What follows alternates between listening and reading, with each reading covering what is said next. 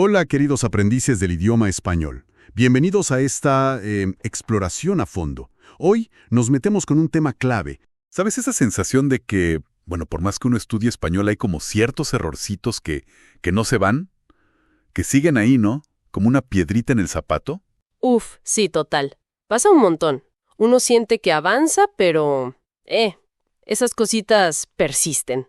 Bueno, ¿y qué tal si hoy justamente identificamos esos tropiezos más comunes y vemos cómo, digamos, desactivarlos? Me encanta la idea. Hoy tenemos un material súper práctico, una recopilación que detalla 20 errores muy, muy frecuentes que cometen los estudiantes de español. Nuestra misión hoy es esa, desglosar estos puntos. No se trata solo de memorizar reglas, sino de entender un poco la lógica del idioma, ¿no? Las estructuras, incluso los matices culturales que hay detrás. La idea es que quien escucha pueda, bueno, usar el español con más confianza, con más precisión. Que vaya más allá de la simple corrección, que entienda por qué es así. Y la lista es súper variada, ¿eh? Va desde los clásicos de siempre, ser y estar. Uf, esos no fallan. No fallan. Pasando por géneros, plurales, el uso correcto de preposiciones, que siempre es un tema. Sí, sí. Detalles de pronunciación, ortografía, hasta cosas más sutiles como el tú y el usted. Cubre bastante, sí. Muy bien, pues entremos en materia. Empecemos por esa categoría que siempre da que hablar. Los verbos básicos. Dale, empecemos por ahí. Verbos fundamentales. Error número 1. Ser versus estar ubicación. A ver, el primer clásico de clásicos. Usar ser para decir dónde está algo o alguien. Es muy fácil escuchar, ¿eh? Yo soy en Madrid. O la tienda es en la esquina. Suena raro, ¿verdad? Suena muy raro. Sí, la regla acá es tajante. Para ubicación física, ¿eh? Siempre va a estar. Siempre. Entonces, lo correcto sería yo estoy en Madrid. Exacto. O la tienda está en la esquina. Y la confusión supongo viene de idiomas que tienen un solo verbo to be, ¿no? Claro, es la influencia directa. En español, la clave es que la ubicación se considera como un estado, algo que puede cambiar potencialmente. Por eso usamos estar. Ah, mira qué buen punto. Un truco mental, digamos, es pensar, ¿esto define qué es algo? Eso sería ser. O define cómo o dónde está en este momento. Eso es estar. Para la ubicación siempre es dónde está. Entonces, estoy en casa es mi estado de ubicación ahora mismo. Justo. Error número 2. Ser versus estar. Estados emocionales, condiciones temporales. Seguimos con ser y estar que dan para mucho. Ahora con emociones o estados que son pasajeros. A veces se oye, yo soy feliz hoy, o ella es nerviosa ahora. Sí, otro clásico. De nuevo, la clave es la temporalidad. Para describir cómo nos sentimos en un momento dado, o estados que no son permanentes, usamos estar. Diríamos, yo estoy feliz hoy. Eso es. O ella está nerviosa ahora mismo. Y el contraste ayuda a entenderlo mejor, ¿no? Ser para algo más permanente. Exacto. Ser define una característica más de la esencia. Soy una persona tranquila, describe mi naturaleza, pero estar describe una condición o un sentimiento actual. Estoy tranquilo ahora. Perfecto. Y si pensamos en inglés, por ejemplo, I am tired today. Ahí claramente es temporal. Entonces, estoy cansado hoy. No soy cansado. Error número 3. Omitir artículo con profesiones. Otro detallito. Las profesiones. Decir, soy profesor o ella es abogada. Bueno, se entiende perfectamente, pero a veces suena un poquito seco, quizás. Sí, como muy directo.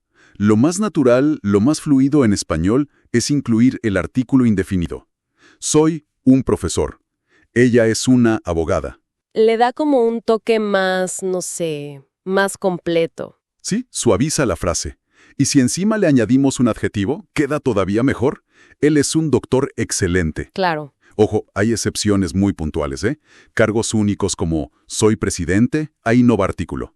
Pero para la gran mayoría de las profesiones la norma es usar un o una. Error 4. Usar ser para la edad. Uy, este es un error que creo que casi todos cometimos al principio. Usar ser para la edad. El famoso Yo soy 25 años. Jaja, gravísimo. Es un calco directo del inglés, generalmente. Totalmente. Y aquí la regla en español es súper clara, ¿no? Clarísima. La edad se tiene, no se es. Siempre, siempre usamos el verbo tener. Entonces la forma correcta, la única, es yo tengo 25 años. Y por lo tanto, la pregunta correcta es ¿qué edad tienes? No qué edad eres. Vale. Y es verdad que podemos usar ser con joven o viejo, ¿no? Como es joven. Sí, ahí sí, porque describe una característica general. Pero si vas a decir el número específico de años, solo cabe tener. Punto. Error 5. Saber versus conocer. Cerramos esta primera parte con otro par que suele dar dolores de cabeza. Saber y conocer. Los errores como yo sé Madrid o sabes a María son... Súper comunes. Y la diferencia es fundamental. A ver, saber se usa para información, para datos concretos, hechos o habilidades aprendidas. Por ejemplo, sé tu número de teléfono o sé nadar. Exacto. Información o habilidad. En cambio, conocer implica familiaridad, una experiencia más directa con personas, lugares o incluso cosas. Ah, por eso decimos conozco Madrid. Implica que estuve ahí o que tengo cierta familiaridad con la ciudad. Justo. Y ¿conoces a María? Pregunta por familiaridad personal, si la has tratado. Entonces, el matiz es como experiencia directa versus información abstracta. Precisamente. Conozco a Juan implica que lo he tratado. Hay familiaridad. Sé quién es Juan. Puede ser solo que tengo información sobre él, pero quizá nunca lo vi. Géneros y plurales. Error 6. Género de palabras problemáticas. Pasamos ahora a otro terreno minado, los géneros gramaticales. Que a veces nos juegan malas pasadas, ¿eh? Hay palabras que, por cómo terminan, parecen una cosa, pero son otra. Totalmente. ¿Quién no tropezó alguna vez con la problema o el mano? Son errores súper típicos. Y acá no queda otra que memorizar, ¿no? En estos casos puntuales, sí. Son excepciones a las reglas generales de género. Es el problema, masculino, aunque termine en A. Y la mano, femenina, aunque termine en O. Y está el famoso caso de el agua, que siempre genera dudas. ¿Ah, sí? A ver, agua es una palabra femenina. Decimos agua fría. Pero en singular usamos el artículo masculino el para evitar la cacofonía, el choque de las dos as tónicas juntas. La agua suena mal. Claro. Pero ojo, solo en singular. Si la ponemos en plural, recupera su artículo femenino. Las aguas. ¡Qué interesante! Y no nos olvidemos de otras tramposas. El día, el mapa, el planeta. Todas masculinas terminadas en A. Exacto. Y al revés, la radio, la foto, la moto, que son femeninas. Muchas veces porque son acortamientos de palabras más largas. Radiodifusión, fotografía, motocicleta. Error número 7. Plurales incorrectos. Seguimos en la misma línea con los plurales. A veces se aplican mal las reglas. Por ejemplo, se sabe que es los problemas, pero igual se escapa un las problemas por la terminación en A. Claro. Las reglas básicas son bastante sencillas en teoría. Si la palabra termina en vocal, se añade S. Café, cafés. Si termina en consonante, se añade es. Profesor, profesores. Pero luego vienen las sutilezas. Siempre hay sutilezas. Por ejemplo, las palabras agudas que terminan en S sí añaden S. Autobús se convierte en autobuses. Ajá. Pero, atención, las palabras llanas o esdrújulas que ya terminan en S no cambian en plural. El lunes sigue siendo los lunes. La crisis es las crisis. Buen punto. ¿Y con los extranjerismos como email? Ahí hay debate. Se escucha mucho los emails y está bastante aceptado. Pero la recomendación académica suele ser adaptar al español si hay una palabra equivalente y cómoda, como correos electrónicos. Pero bueno, el uso manda a veces. Concordancia del adjetivo. El típico la casa blanco o los chicos alta. Sí, eso. Rechina un poco al oído, ¿no? La regla de oro aquí es simple, pero crucial. El adjetivo tiene que estar de acuerdo con el sustantivo. Mismo género y mismo número. Entonces, la casa blanca, femenino singular. Y los chicos altos, masculino plural. Exactamente. Una mesa redonda, unos libros interesantes. Hay que hacer ese ajuste siempre. Pero, espera, hay una excepción importante, ¿verdad? Sí, claro. Los adjetivos que terminan en E, como inteligente, o en la mayoría de las consonantes, como fácil o azul, esos son invariables en género. O sea, decimos hombre inteligente y también mujer inteligente. Justo. O examen fácil y tarea fácil. No cambian para masculino o femenino. Solo cambian para el plural. Inteligentes, fáciles. El mundo de las preposiciones. Error 9. Preposiciones incorrectas con verbos. Entramos ahora en un tema que, las preposiciones. Qué tema complejo a veces. Un error súper habitual es usar la preposición equivocada con un verbo, o poner una donde no va, muchas veces por copiar de otro idioma. Totalmente. El ejemplo de pienso de ti es clásico. En español es pienso en ti. O añadir preposiciones donde no hacen falta. Decir escucho a música o miro para la televisión. Claro, esos verbos en español no llevan preposición. Simplemente escucho música, miro la televisión. O pido ayuda, no pido por ayuda. Exacto. Y luego están los verbos que sí o sí exigen una preposición específica, y esa hay que aprenderla como si fuera parte del verbo. Es casi un paquete. ¿Como cuáles, por ejemplo? Pues depende. De, consiste en, soñar con, enamorarse de, tratar de. El mejor consejo es ese. Aprender pensar en. Aprender depender de, como una unidad. Error 10. Uso incorrecto de la A personal. Seguimos con preposiciones. Y una muy particular del español. La famosa A personal. Que a veces se usa de más, veo a la película, y otras veces se olvida cuando sí hay que ponerla. Justo. Es un rasgo muy característico.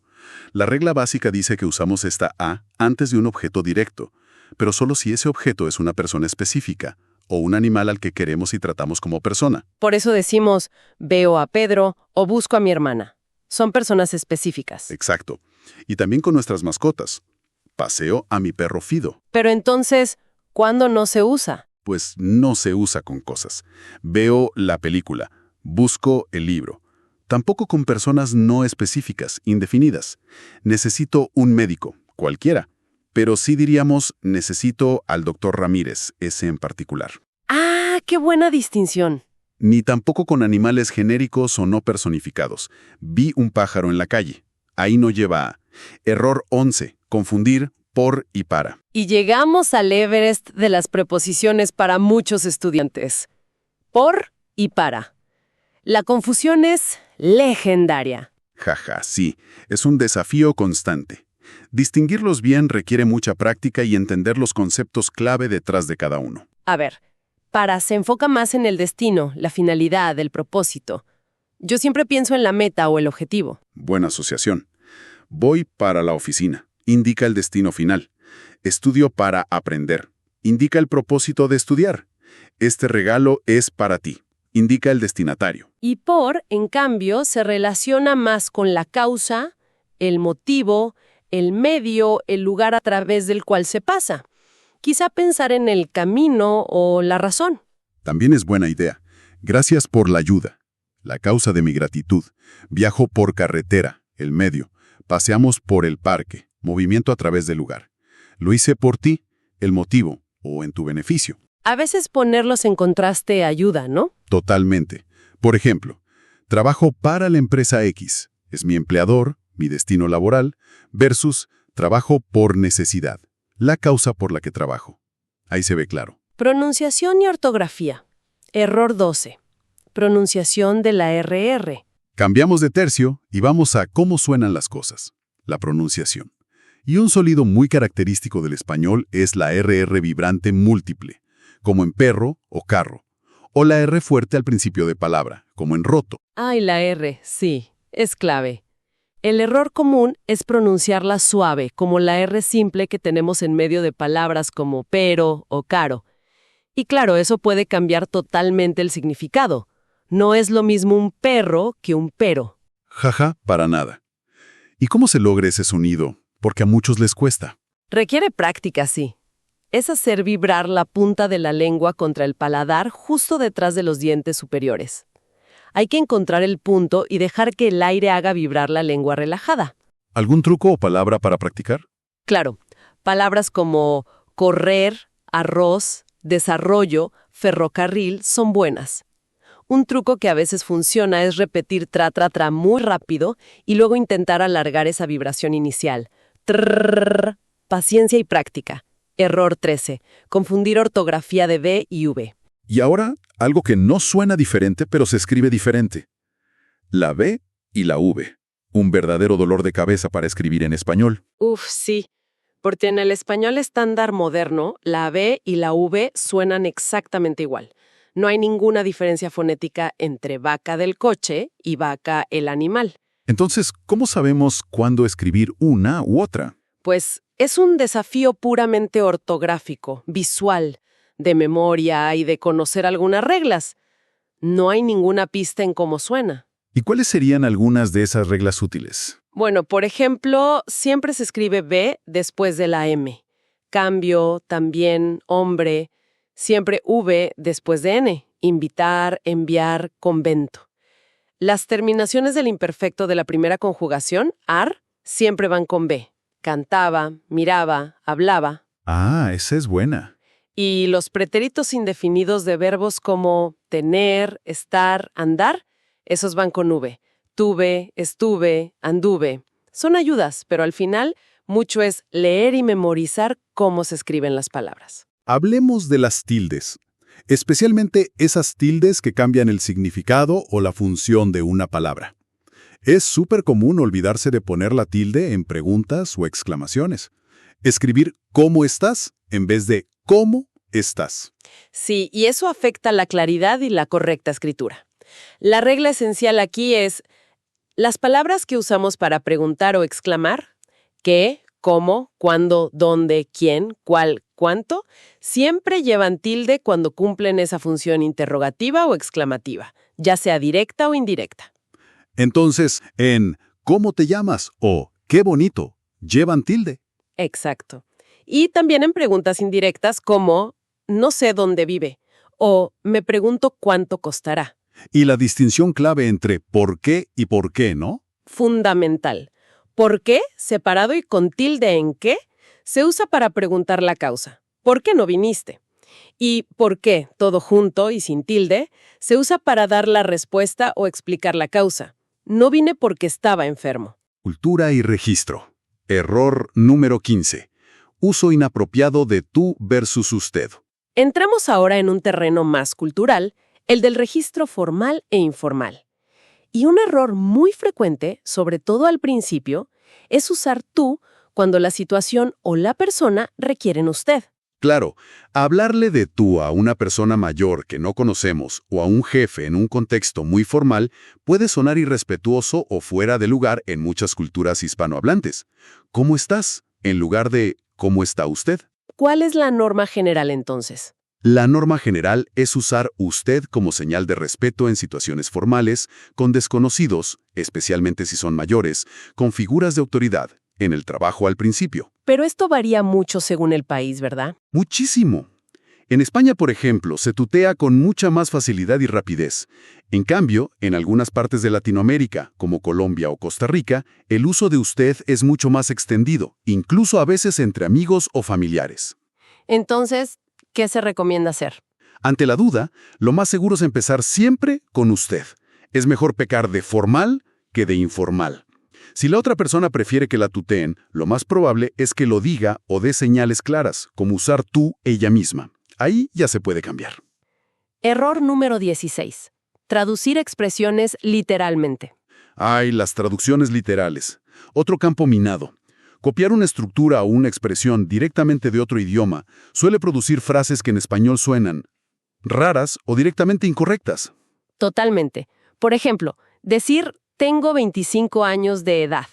Suena redundante, un poco forzado. Basta con decir tengo 25 años. O preguntar ¿cuál es tu nombre? Se entiende, pero suena menos natural, menos idiomático que ¿cómo te llamas? Y hay miles de ejemplos más. No decimos tener una fiesta, sino dar una fiesta. Si alguien te da las gracias, no respondes no problema, sino de nada o no hay problema. Y para decir I'm fine es estoy bien. Decir estoy fino tiene otro significado completamente diferente. Jaja, sí, cuidado con eso. La lección aquí es clave. Hay que aprender frases hechas, expresiones completas, como unidades de significado. No traducir palabra por palabra.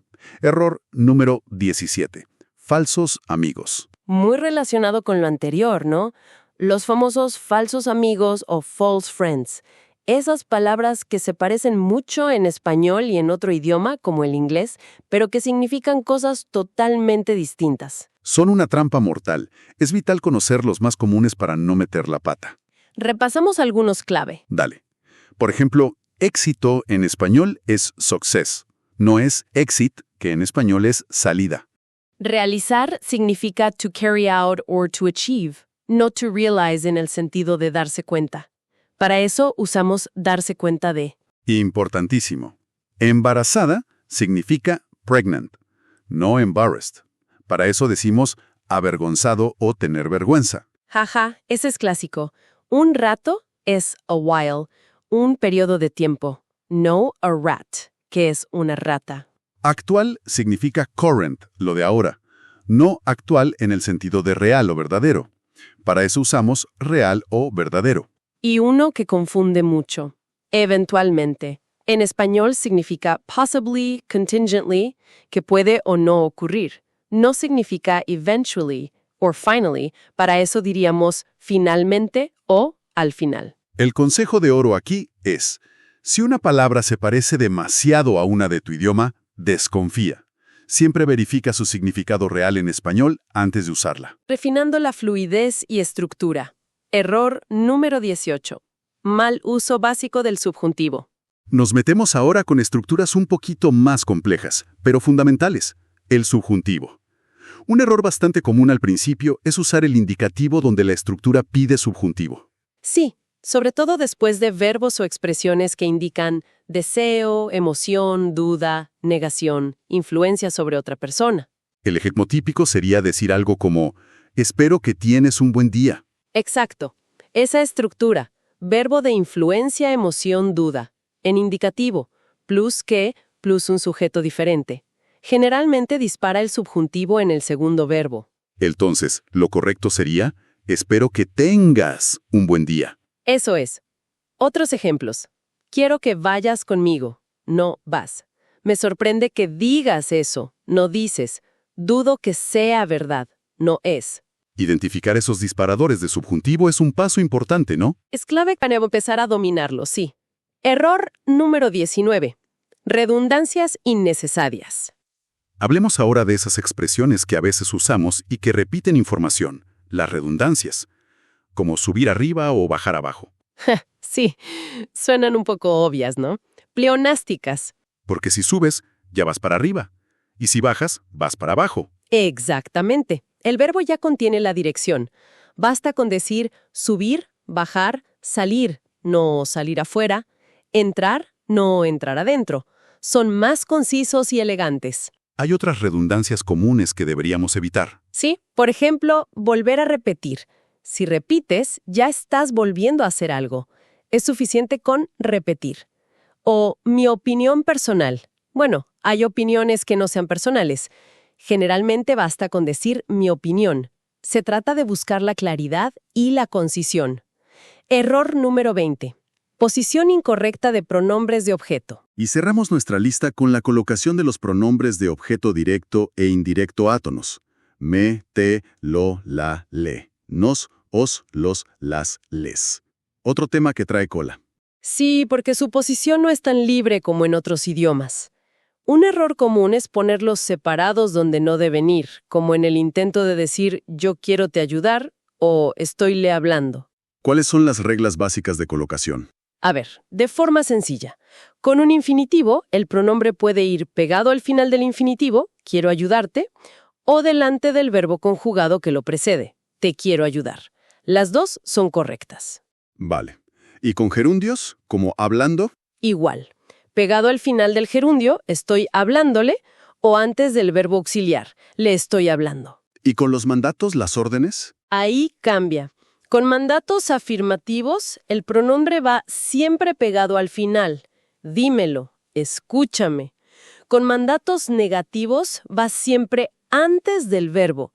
No me lo digas, no le hables. Lo importante es recordar que nunca van en medio, no, como entre el verbo auxiliar y el infinitivo gerundio. Exacto. Esa posición intermedia, quiero te ayudar, estoy le hablando, es incorrecta en español estándar. Otro. Bueno, creo que hemos hecho un recorrido bastante exhaustivo, ¿eh? 20 puntos cruciales donde se suele tropezar al aprender español.